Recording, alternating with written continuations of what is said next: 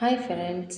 திருமணமான பெண்கள் அம்மா வீட்டுக்கு வந்துட்டு போகும்போது அம்மா விருப்பப்பட்டு கொஞ்சம் பொருள் தருவாங்க. நம்மளும் என்னென்ன பொருள் வேணுங்கிறதெல்லாம் கேட்டு வாங்கிட்டு போவோம்.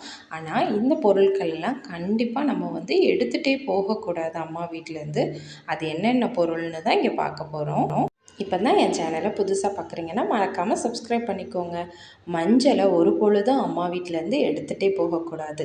அப்புறம் கல்லுப்பு எந்த எக்காரணம் கொண்டும் அம்மா வீட்டில் இருந்து நீங்கள் உப்பு கடையே வச்சுருந்தா கூட அதெல்லாம் எடுத்துகிட்டு போகக்கூடாது.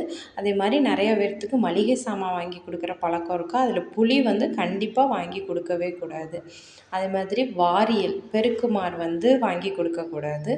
அம்மா வீட்டில் முருங்கை மரம் இருக்குது, அதில் உள்ள முருங்கைக்காய் இலை அதெல்லாம் கொண்டே போகக்கூடாது.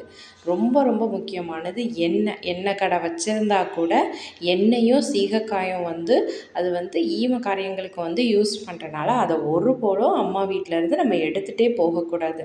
அப்புறம் ரொம்ப கூர்மையான அருவா கத்தி இதெல்லாம் கொண்டு போனால் 2 குடும்பங்களுக்கு இடையும் சண்டை வரும்.